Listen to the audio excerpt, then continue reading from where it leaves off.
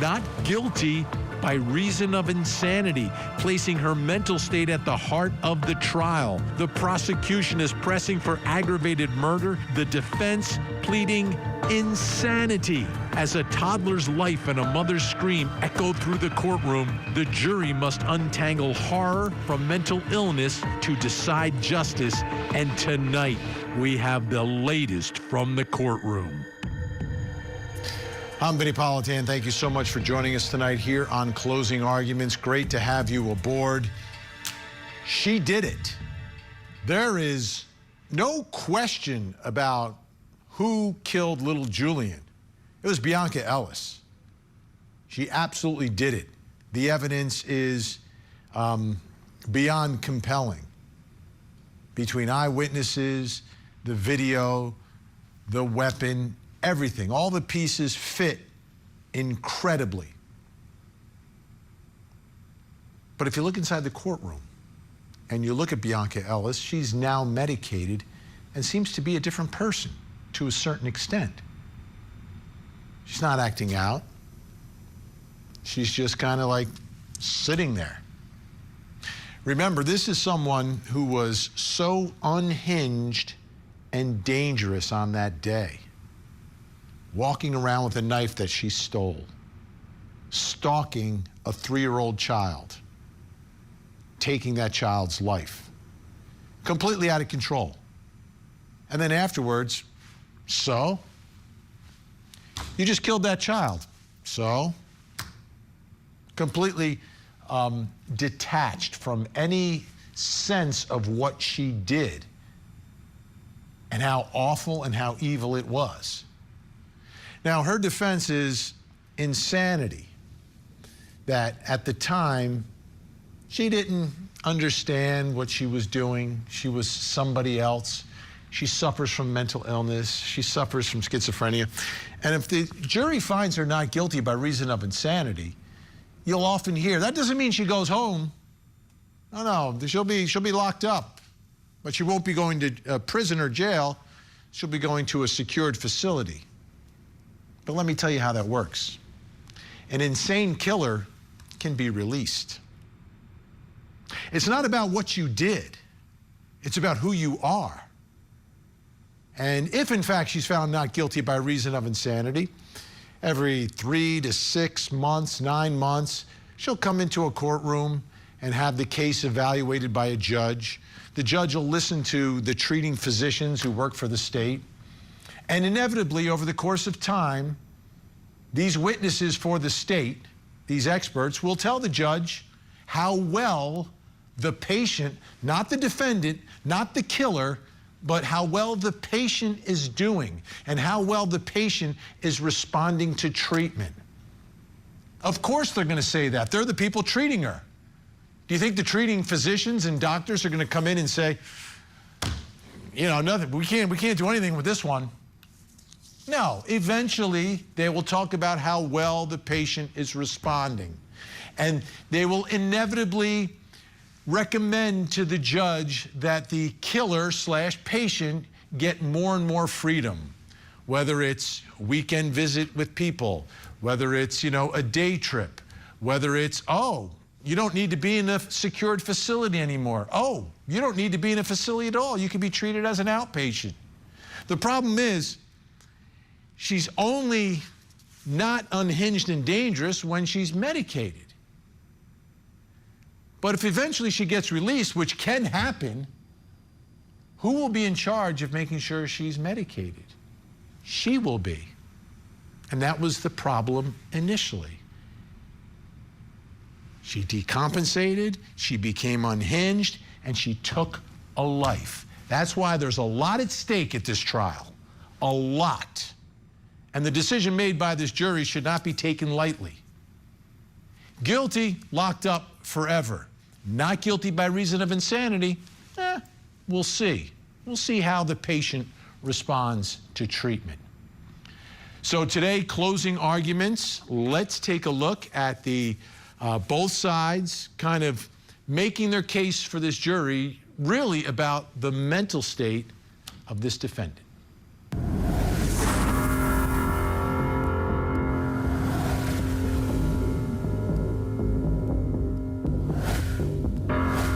Ladies and gentlemen, we are all together today because of the choices Bionca Ellis made on June 3rd of 2024. 50 seconds. We watched that defendant go directly to the houseware aisles, go through that bin, look up top of the knife lock up there. She spends almost a minute looking through these knives. She doesn't pick the first one she sees. She finds the two favorites of hers, and then she walks out of the store. She made a decision that was careful, but she knew when she chose those knives what she was going to do. She was going to harm someone. She was going to take somebody's life. Pay attention. She's got two knives still behind her back, and she's looking around. Ladies and gentlemen, she's looking for a victim, and here it is. Ladies and gentlemen, this is the decision she makes after she's slept with her weapon. These are the people she wants to harm. It's been decided. There is no question this defendant is schizophrenic. That's prong one. Bionca Ellis suffers from a severe mental disease of schizophrenia. However, the fact that she has that diagnosis does not mean that she didn't know what she did was wrong on June 3rd.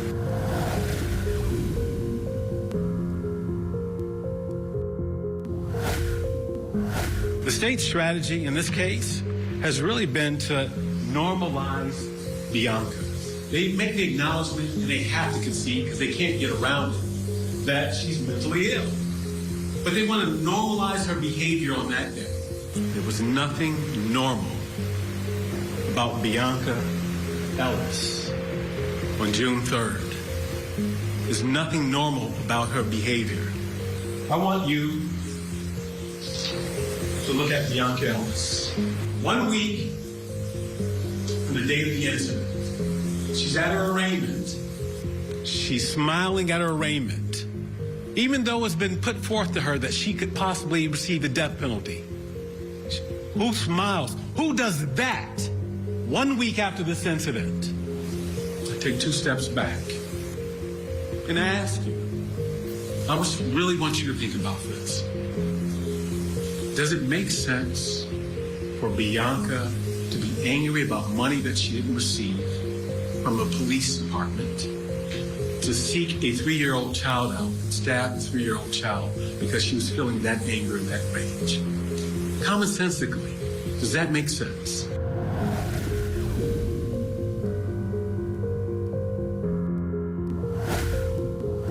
We told you from the beginning that the one principal issue in this case is not going to be who did it or whether she did it.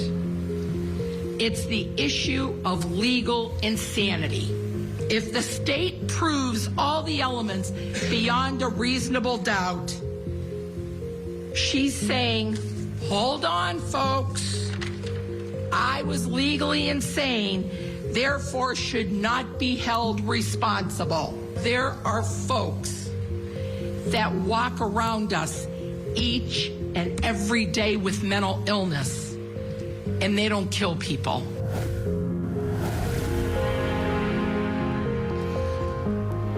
There is a lot at stake. Mental illness is clear. Both sides are conceding that. Mental illness is a medical diagnosis. Insanity is a legal standard. There's a difference, a big, big difference. Let's bring in our think tank. Joining us tonight, criminal defense attorney Joseph Krowski Jr., criminal defense attorney, former head New Jersey County prosecutor Bob Bionca is with us, and national parenting and family relationship expert Dr. Sue Kornbluth. Great to see everyone tonight. All right, Joe, let's start with you. Legal insanity. There is no guilty but mentally ill in Ohio. Some states have it. I think that's great. I think that's a way to treat people humanely. But if you have two choices, finding someone not guilty after doing what she did and finding someone guilty, this is not an easy decision for this jury.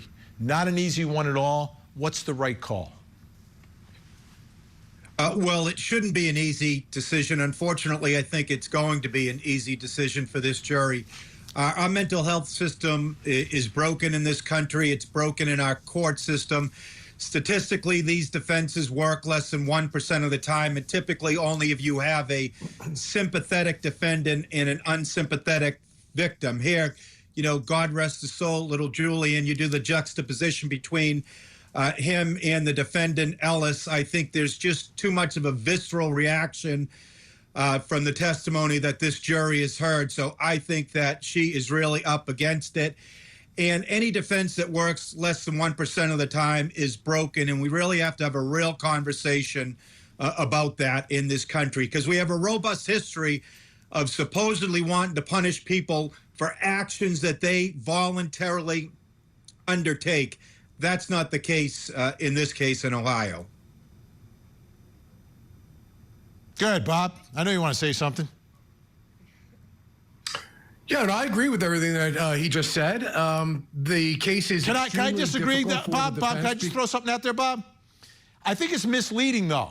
I think it's misleading because aren't there hundreds and hundreds of cases where both sides agree that the defendant is not guilty by reason of insanity? They don't go to trial. So to say 1% works, well, that's where the state doesn't necessarily agree with the defense, right? I mean, let's be honest about this, Bob. Well, I'm not arguing percentages. What I'm arguing, the point I was trying to make that I agree with Joe, was that you're dealing with a child, a baby, an innocent, complete innocent. The overwhelming emotionality of that in front of a jury, irrespective of the mental condition of the defendant, is virtually impossible for the defendant to overcome. Add to that now facts that show premeditation, the hiding of the knives, the goal-oriented conduct, the looking for the victim. Hey, there's no question. Guilty, she's without a reasonable doubt mentally ill. But like you said, Vinny, that's not the standard. The standard is that she couldn't know the difference between right or wrong. So you got an unsympathetic defendant, a sympathetic victim, and you have very goal-oriented behavior. What you have here is a person who acted evilly, and that's what this jury is going to find. Look, I have to chime in here. I think that the prosecution said it exactly right at the end, where she said to the jury or whoever was in the courtroom that you can commit a crime, but are you insane at the time that you are doing it? And furthermore, are you taking that knife and you planned it, or were you hearing voices at the time this was taking effect? And if you were hearing voices at the time that this was taking effect, then yes, could she be insane at the time she was doing this? But how do we really know that that happened at the time this was going on? That's the problem here for me, and that's the problem with mental health. She's got to know. The issue is whether she knew the difference between right or wrong. Look, I think it's an oversimplification. Right. Go ahead, Joe. Look, it's an oversimplification of the issue, and it was a simpleton prosecution. People that are mentally ill and have DSM-5 diagnoses like she does, she's schizophrenic, still have cognitive function on the spectrum. So they can still go into a store and grab a knife. They can still want to kill someone and plan out actually killing someone. That doesn't mean they appreciate the wrongfulness of their conduct. Mentally ill people are not necessarily catatonic in a rubber room. So, look, what was their exit strategy? It's kind of res ipsa loquitur. It speaks for itself. Of course, she was under a psychotic episode when she did this. Doesn't mean a jury will see it that way, but I see it that way. And you broke out the Latin tonight, Joe. You win the argument with the Latin tonight, right? We're out of time here. Tomorrow morning, tune in to Julie Grant because she will have the verdict watch as it continues. The jury getting back to work first thing in the morning. When we come back, we're going to talk about the story out of Arkansas, a multi-layered story involving a man going after another man who went after his daughter. Plus, coming up next hour. Tonight on Vinnie Politan Investigates, for years, bodies buried in the sand told a story no one wanted to believe. Women vanishing, their lives cut short, their secrets hidden along Gilgo Beach. Now investigators say the truth behind those dunes is darker than anyone imagined. Could the answers to a decade of horror finally be uncovered as the accused goes to trial? Tonight, we investigate. Join Court TV's Vinnie Politan with the latest and breaking true crime stories. Now, let's look at the other side of all of that. Vinnie Politan Investigates. Tonight, 9/8 Central. Only on Court TV. Donna Adelson wasn't a regular mother. She's the matriarch mastermind. She's just being a parent, not a killer. Victim to Verdict with Ted Rollins. Season finale, Saturday night at 8 Eastern and Pacific. Only on Court TV.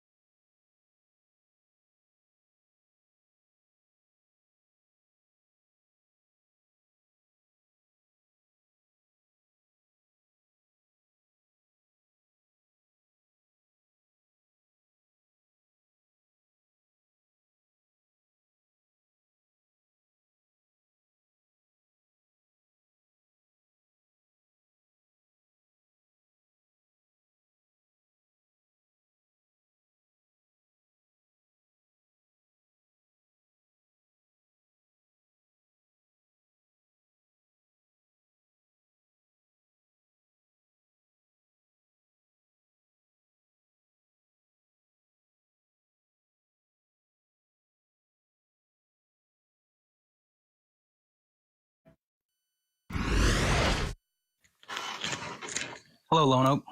My name is Aaron Spencer. Many of you know my story. I'm the father who acted to protect his daughter when the system failed. I'm also a husband, a combat veteran of the 82nd Airborne Division, a contractor, and a farmer. And through my own fight for justice, I have seen firsthand the failures in law enforcement and in our circuit court. And I refuse to stand by while others face these same failures. That's why I'm announcing my candidacy to run for Lone Oak County Sheriff. This campaign isn't about me. It's about every parent, every neighbor, every family who deserves to feel safe in their homes and safe in their community. It's about restoring trust, where neighbors know law enforcement is on their side and families know that they will not be left alone in a moment of need. Together, we can build a safer, stronger Lone Oak County for every family. I'm Aaron Spencer, and I'm running for Sheriff of Lone Oak County. Okay, so you're watching that, you wonder why, there's sheriff races from coast to coast in counties everywhere. Why are we interested in this sheriff candidate in Arkansas? Well, it's because of the little reference he made at the top. You may know my story. Well, his story is a story that you need to hear and we need to tell and talk about tonight. Let's bring in Court TV field reporter Cody Thomas, who's been looking into this case. All right, Cody, let's talk about the story of Aaron Spencer. So we got to start from the top, Vinny. Aaron Spencer, you heard him there, 82nd Airborne veteran, contractor, farmer, accused murderer now. Accused of murdering 67-year-old Michael Fosler. So what happened? What ensued here? This all happened about a year ago, October 2024, October 8th to be exact. One night, the family dog is barking. He gets up, he's waking out of his sleep, checks the house, makes sure everything's okay, goes in his daughter's room, his 14-year-old daughter's room, and she's done the whole stuffed animal in a hoodie act that you've seen in plenty of TV shows. Right, yeah, you're gonna sneak out so you make it look like you're in bed. So obviously he's, where's my daughter at? Hops in the car and goes searching around in the community, stumbles upon Michael Fosler's car. 14-year-old daughter is in the car with Michael Fosler. How old is he? 67. Okay. So there's quite a bit of an age gap. So Spencer runs the car off the road, gets out, there's an altercation that ensues. He ends up killing or shooting Michael Fosler there on the scene. Spencer calls 911 himself.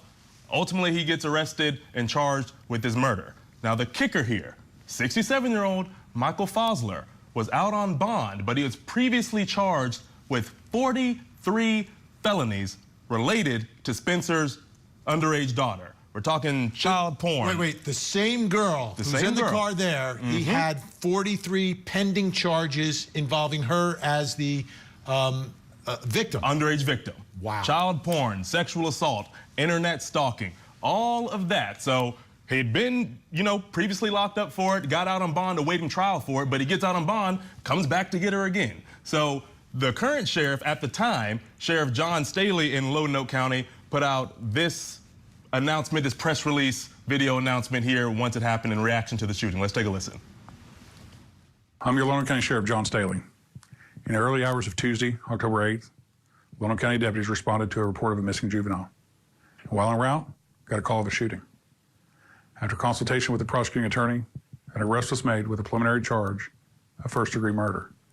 Arkansas state law provides guidance on when and how charges are filed in criminal cases. As this is an ongoing investigation, only limited details can be released. As your sheriff, it is our duty to conduct a thorough and factual investigation. Law enforcement does not file charges.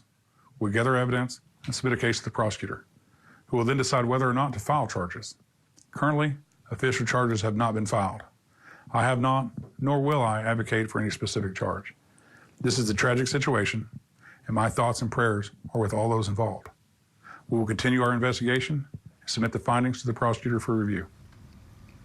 Now, Vinny, of course, that video came out a year ago. We now know those charges have officially been filed. He's facing second-degree murder. He also has an enhancement on that charge because he shot him with a firearm. So that's an extra 15 years, potential 15 years on top of the murder charge. But now, again, Aaron Spencer running for sheriff to replace that guy there in the same county that he was arrested in, the same county that he's awaiting trial in. And Vinny, that video we watched of him making his sheriff campaign announcement, I checked today on Facebook, has 10,000 likes, has been shared over 4,000 times. So there's an outpour of support for his campaign nationwide. Yeah, I think I know where that's coming from, right? Absolutely. Okay, let's talk about the court filings on both sides. What's going on in this case? There's been a lot going on in the last year. The state wanted a gag order. They got a gag order in December of 2024. That gag order has since been vacated in May of this year. So anyone who's anyone in the case can talk to whoever they want to about the case. But the most recent filing was in August. That was the defense's motion to dismiss. And they say it's based on what they say is a violation of the Fifth Amendment. And in that motion to dismiss, the argument at the beginning, it says in part, quote, the grand jury clause of the Fifth Amendment to the Constitution provides no person shall be held to answer for a capital or otherwise infamous crime unless a presentment or indictment of a grand jury. Like the U.S. Constitution, the Arkansas Constitution contains a grand jury requirement, and so did the 1868 version of the same document. And Vinnie, it goes on in the conclusion of this motion to dismiss to say, an individual's Fifth Amendment right to be free from serious criminal charges except those charged by the indictment of a grand jury shields not only this defendant but all of us from exactly the sort of deprivations of liberty without due process that the framers sought to prevent. So he wants this in front of a jury, that's like whether it's a grand jury or ultimately a trial in front of a jury. He wants the people to decide whether or not what he did was right or wrong. That's exactly what he wants in layman's terms from the lawyer talk there. All right. And he has a hearing coming up on December 16th, and he's awaiting his trial that's scheduled for January of next year. In January, in Arkansas. All right. Cody Thomas, great job. Let's bring back in our think tank Joseph Krauske Jr., Bob Bionca, Dr. Sue Kornbluth. Bob, there's a lot of layers to this whole thing. I want to start with, why is a guy charged with 43 felony counts against a 14-year-old victim out on bond to begin with? Is our system out of its mind? You know, Vinny, the pendulum has swung from a place where we had people waiting in jail for 2 or 3 years for a trial because they couldn't make a $200 bail on a simple theft case, to a point now where serious felons that represent a continuing danger to the community, like this gentleman, are allowed back out on the street to re-victimize not only other people, but the same victim in this particular case where there's a no-contact order. Now, I'd like to think that my state of New Jersey's kind of got it right, because unlike a lot of other states, the danger to the community is a significantly weighted factor as to whether or not you are going to be released, and prosecutors often seek continued detainment based on that factor. How this guy got back out to re-victimize a 14-year-old girl and violate a no-contact order is ludicrous to me. And last point, before that would even happen in my jurisdiction, a judge would be ordering a psychosexual evaluation to see whether or not this person is a repetitive and compulsive potential danger to the community. I'd love to know if that was done here. Let's look at this from a psychological standpoint, though, Bob, for a minute. I agree with everything you say. I think it's disgusting that this man was let out on the street again. But what we have here, I believe, is a father who, like many of us who are parents, are seeking out revenge. And that's never a great place to come from. And I think he's running so that he can say to the parents out there, let's watch what our cops are doing. But we can take things into our own hands at times. Now, when we take things into our own hands at times, you know, that leads to being arrested like he is. So I think this is a father that's fed up with the system and is running on revenge. My heart goes out to him, but this is not the way to heal. So a couple of points, right? I agree it's unusual that someone charged with that would be released. Up here in Massachusetts, a much more progressive state than Arkansas, typically they would be detained if there was a judicial determination that they pose a safety threat to the community. So there might be some mitigation, there might be a lack of viability to some of the charges that would lead a judge to actually release this person. But the other issue, and the issue that we're really talking about here, is whether or not this is a good candidate to run for sheriff. A prosecutor reviewing the evidence believes that this person is responsible for murder. And although I think we can all relate, look, America loves vigilantism, doesn't it? It's in our movies, and I think juries like it, and that's why they want to get in front of a jury. But law enforcement has to come from a place of restraint in temperament, and they cannot come to the job with a personal experience that clouds their ability to effectuate that responsibility that comes with that title. And do we really want somebody that... Sorry, Bob. The founding fathers specifically stated that people who are being charged with a crime can run for office unless you're otherwise debarred in that state, and we don't know whether that's accurate. Apparently not, because he's allowed to run, because he is still, guess what, guys? He's presumed innocent. Have we forgotten about that particular part of the equation when we're talking about this? The man is presumed innocent. And so just because you get charged, we're in a political environment right now where both sides are filing charges against the other ones in order to get political advantages. And if we start telling people that they're not able to run for office merely because they're charged, watch how many people start getting charged for things they didn't do or for minor things. So I say go for it with this guy and let their state laws control as to what happens. You know what? In Rhode Island, there was a mayor who was convicted that was allowed to serve as the mayor while doing a prison sentence. Do we really want somebody running for this kind of position that is filled with rage and anger? That's how it appears to me, and that is presumed dangerous. Innocent. He's presumed innocent. But isn't the person that was shot and killed, wasn't he presumed innocent as well? You condemned him. And now, conversely, I you're didn't saying condemn him. that this person's presumed How did innocent. I condemn him, agree. Joe? If they How did I want to condemn run, him? Because you were outraged that he was released and hadn't undergone a sexual assault evaluation. So, look, what's good for the goose is good for the gander. He can run. I just don't think he's a good candidate. All right, we got to leave it there. Well, Great discussion. the elected officials will decide that. Yeah. All right. Think Tank staying with us, fired up tonight. When we come back, we're going to talk about what's happening down in Tallahassee. The grand jury meeting Leon County 1 day after Donna Adelson was sentenced. What's going on? We have all the facts next.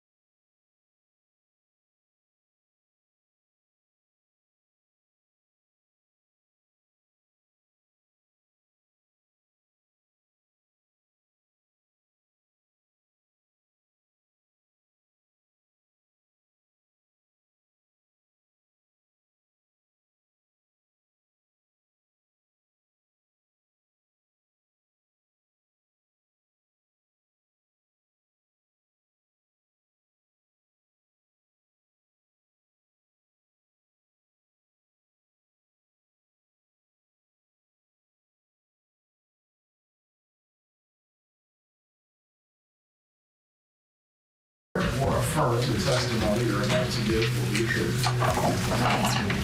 You may be seated.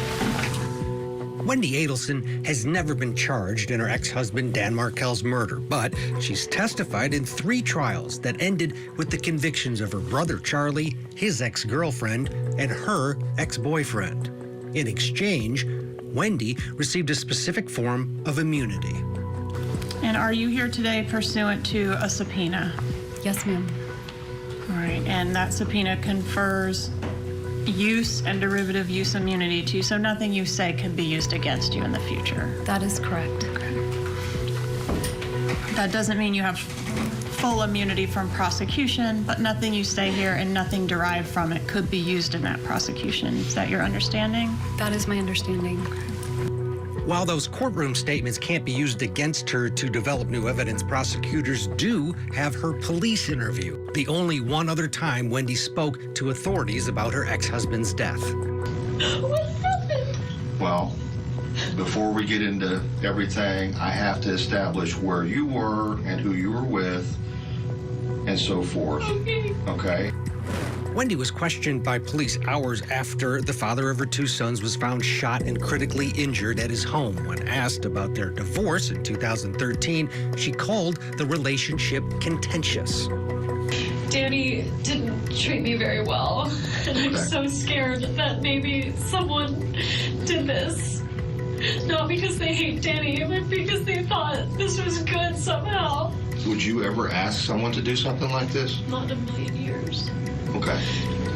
Do you think someone would do this for your benefit without asking you? No. Moments later, she oddly mentioned her older brother, Charlie, raising some red flags. He makes a lot of jokes in bad taste. He said, I looked into hiring a hitman and it was cheaper to get you this TV, so instead I got you this TV. Her comments led police to push for more answers about the Adelson family. If somebody tried to kill my ex-husband, they should be prosecuted to the full extent of the law. Regardless of who it is. I mean, it would be different if I thought it were my brother, but I don't think it was my family. I'm gonna call my parents. And they're very angry with him, right? Like, well, this isn't like it's their son, but he's the father of my kids. And this is a very, part of my language, up situation. Wendy's 4th time testifying is for her mother Donna's trial. Tallahassee attorney Stephen Webster, who represented Dan Markel before his death, testified at Charlie Adelson's trial and has closely followed the case. I do believe the state is going to ultimately charge Wendy.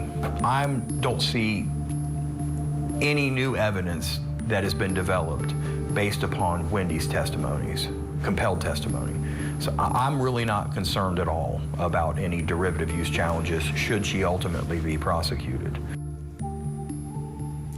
Everyone is wondering, will Wendy be next? Well, let me tell you what happened today. There were a lot of rumors floating around the courthouse down in Tallahassee because the day after Donna Adelson was sentenced, the grand jury was meeting. Word was it's a big case. Julie Janae, Court TV anchor, was at the courthouse today and has more for us tonight. Vinnie, we are just one day out from that sentencing from Donna Adelson's case yesterday, and today there had been a buzz around the courthouse as to whether or not a grand jury may be meeting and whether that would involve the ex-wife of victim Dan Markel, Wendy Adelson. But what we are learning from our affiliate Capitol reporter here in Florida, Forrest Saunders, is that the grand jury is actually meeting here in the Leon County Courthouse for something that has to do with the state. Capitol prosecutors are using this facility in order to handle a grand jury presentment on a Hope Florida Foundation, so a political establishment type case, but not one that we think it has anything to do with the Adelson case. So what remains is that Wendy Adelson has not been charged at all in Dan Markel's death. Her mother is going to be transferred to a prison, and one that she asked for, recommended by the judge yesterday, that she'll be going to some place that is close to Miami. We'll, of course, keep you updated on what happens in this case, Wendy. Julie Janae on top of it. So Donna's going to Miami. All right, that's fine. But let's talk about Wendy. Let's talk about this family, Dr. Sue Kornbluth. I mean, basically from the beginning of the interview, she's mentioning Charlie's name, talking about Charlie, joking about the hitman. And guess what? Charlie hired a hitman. I mean, but she's never been charged. Never been charged. Are you shocked that no member of the Adelson family took the fall for everyone and just said, I did it, take me. It wasn't this one, it wasn't that one, it was me. No way, Vinny, but thanks for saying that. They are the most, in my opinion, narcissistic, sociopathic family I've ever seen. Look, I do this every single day. This is my wheelhouse, dealing with divorce families in custody. And I said this at the beginning. Wendy Adelson is the mastermind of this. If you watch that interview, which I have watched with her and the police from the beginning, she's dropping names of all her family members that who could be involved, who couldn't be involved. That call to her parents looked staged to me. And just like Mama Donna, her tears look fake there too. This was a complete setup, and I hope that they go after her.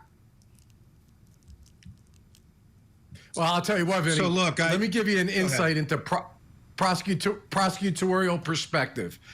These prosecutors have been methodical. I've had problems with some of the evidence in the case, but my opinion doesn't count here.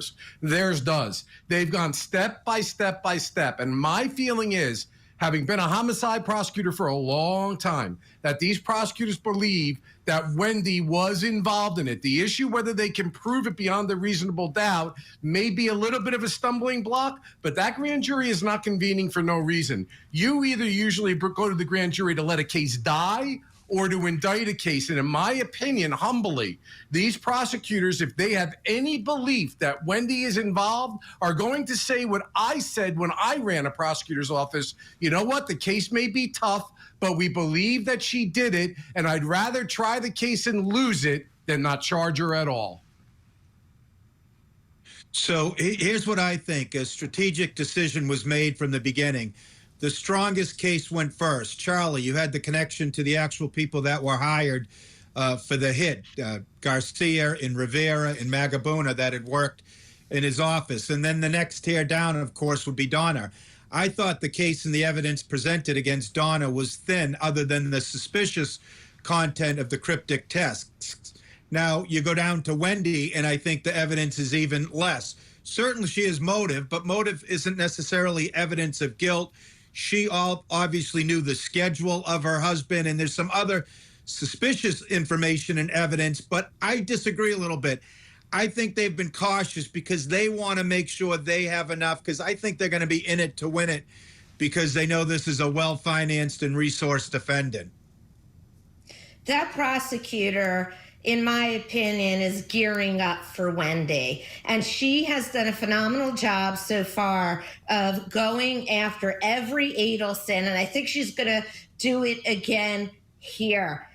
These individuals, they have so much narcissism in them that they absolutely believe their own stories at this point. You could see it yesterday with Donna. And by the way, everybody, Harvey should be on the list too.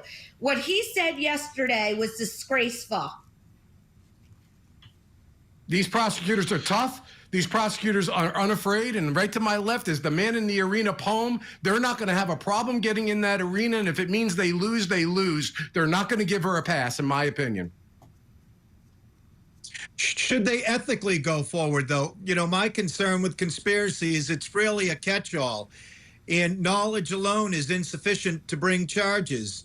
And certainly there's an element that she probably knew what was going on. You have the drive-by on the day of the actual shooting, but no one has pointed me in the direction of any actual evidence that she was part of an agreement with the shared intent to kill her husband. Well, here's what I think the evidence may show, and I think this is where prosecutors may lean on heavily, is that she is the one sort of providing the information about Dan's schedule, where he is and when he'll be there.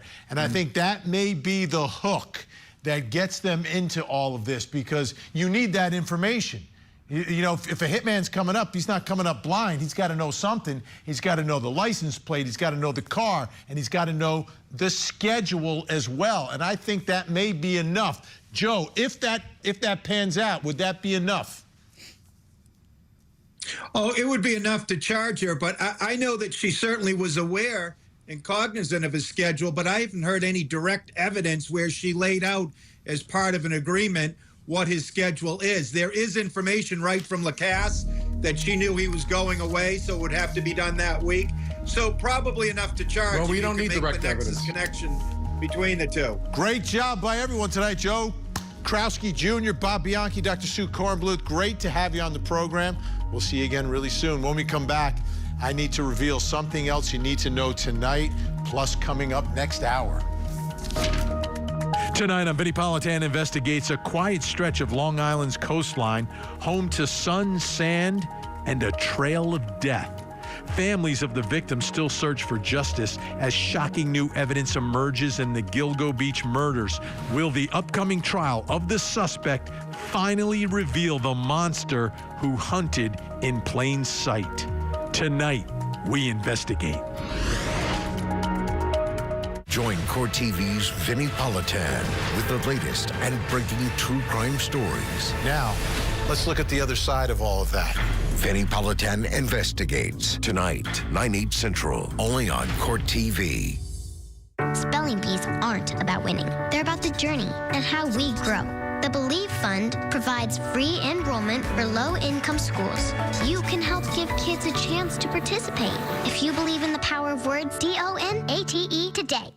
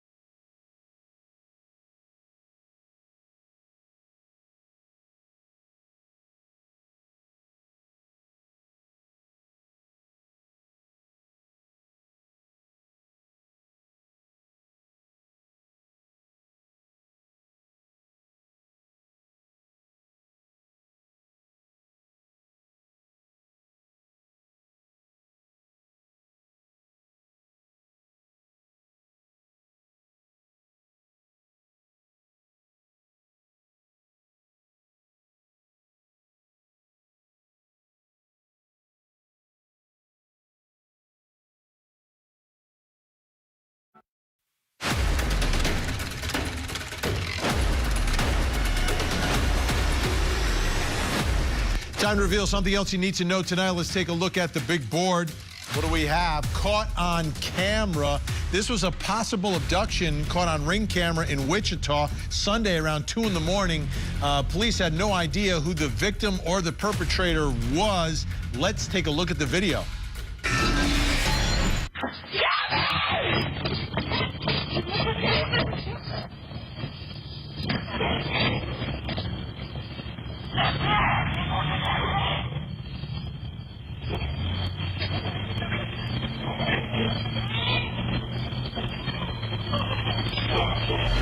Scary video shared all over social media. Now we're hearing from Wichita police. The female from the doorbell video located safely this afternoon. Today at 3 p.m., Wichita police received a phone call from a female claiming to be the individual investigators were attempting to identify.